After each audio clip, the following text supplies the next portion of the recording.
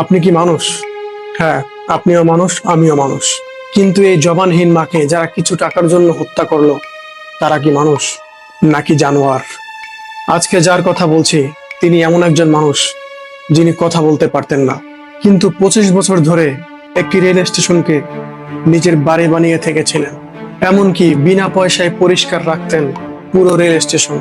আজ সেই মানুষটাকে তার কিছু জমানো টাকার জন্য মেরে ফেলা হলো।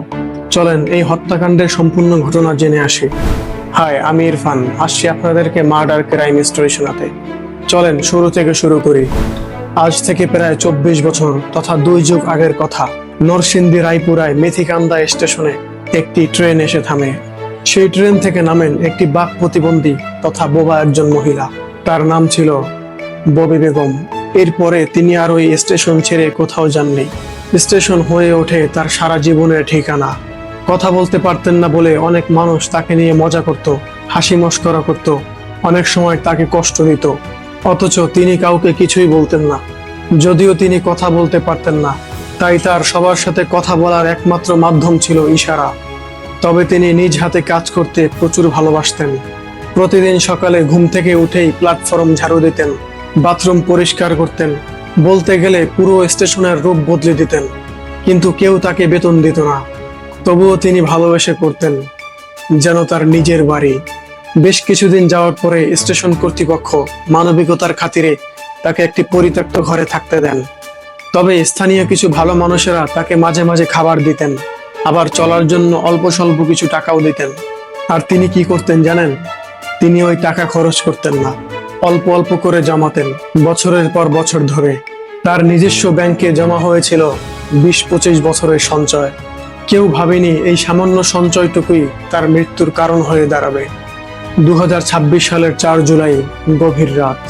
ওই বৃদ্ধ মহিলা তখন তার ছোট্ট কক্ষে ঘুমিয়েছিলেন। হঠাৎ একদল মানুষ নামের জানোয়ার ঢুকে পড়ে তার রুমের ভিতরে। তারা আগে থেকেই জানতো এই বৃদ্ধার কাছে জমানো কিছু টাকা আছে, তাই ওই বৃদ্ধার কাছে টাকা দাবি করে তারা।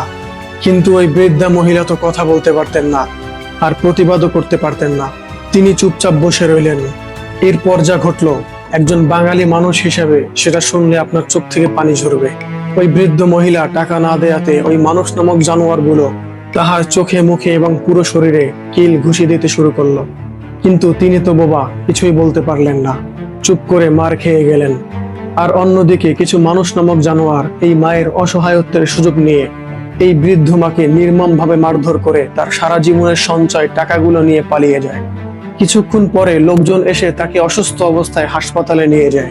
কিন্তু মাত্র 3 দিন পরে 7 জুলাই রাতে তার শরীর আরো খারাপ হতে শুরু করে।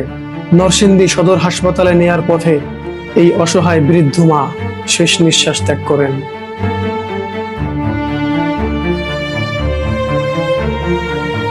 অতঃপর যেই স্টেশনকে তিনি নিজের ঘর বানিয়েছিলেন, সেই স্টেশনের পাশেই তাকে সারা জীবনের জন্য শুইয়ে দেওয়া হয়।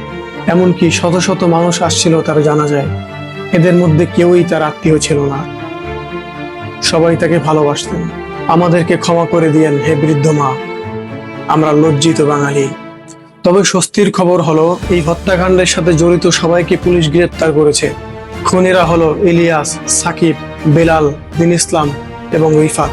এদের নামগুলো শুনলে মনে হয় যে মানুষ, বস্তুত এরা সবাই এক একটা জানোয়ার। আপনি এদের কি শাস্তি চান অবশ্যই কমেন্টে জানিয়ে যান এবং চ্যানেলটি সাবস্ক্রাইব করে আমাকে সাহস দিন। দেখা হবে পরের ভিডিওতে।